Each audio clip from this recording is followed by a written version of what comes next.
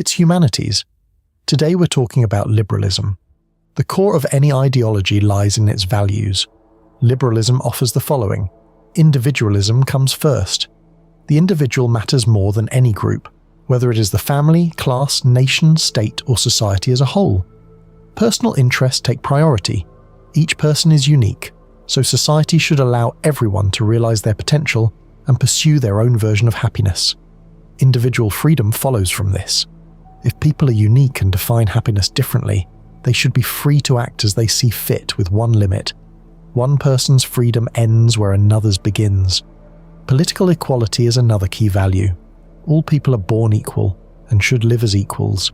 Everyone is equal before the law, from rulers to the unemployed. Tolerance completes the set. If people are free and equal, they all have a right to be heard. This supports free speech and pluralism, meaning a diversity of views and ideas. This is classical liberalism. From these political and ethical values follows a specific view of the economy. Classical liberalism supports non-interference by the state. Subsidies, welfare, quotas, high taxes and redistribution are seen as external vmešatelstvo. The market should be free.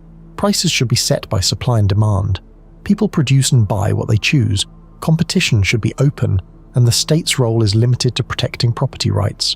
The idea is that this leads to overall prosperity, since individuals know what they want and can achieve it if not restricted. In the late 19th century, social liberalism emerged. This was a response to the rise of socialism and communism, which criticized capitalism. Some liberals accepted these criticisms in part. They supported capitalism, but argued that markets can fail and that the poorest should be protected, for example, through access to education and healthcare. This requires state intervention, which classical liberalism rejects. Those who supported a capitalist but socially responsible state became social liberals. Throughout the 20th century, classical and social liberalism competed. States tested different approaches, balancing free markets against regulation and social protection. Over time, social liberalism gained ground. The 20th century was also a period of major upheaval. The Soviet Union rejected capitalism and built a different system. Fascism emerged. The Great Depression hit the United States. Hitler came to power. 2 world wars reshaped the world. These events forced liberalism to evolve. In the second half of the 20th century, neoliberalism took shape.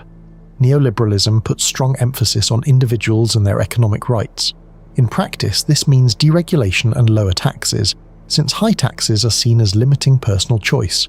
At the same time, social programs are reduced. Individuals are expected to take responsibility for their outcomes. Neoliberals support privatization, global free trade, competition, and the removal of subsidies. The market itself is treated as a value. People are seen as small firms and their interactions as contracts across all areas of life.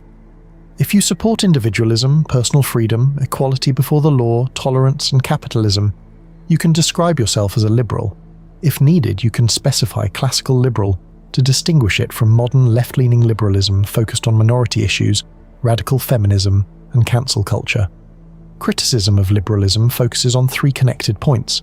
First, individualism. Critics argue that liberalism overemphasizes the individual. Humans are social beings, shaped by relationships and dependence on others. Strong individualism can weaken the role of family, society, and the state, and may encourage egoism at the expense of solidarity. Second, minority rights. Critics of modern liberalism say it focuses too much on protecting minorities and neglects the views and values of the majority. Third, tolerance. Liberalism values free speech and openness to all views. But what about views that reject liberalism or call for discrimination? If liberalism remains consistent, it must tolerate them as well. This creates a problem.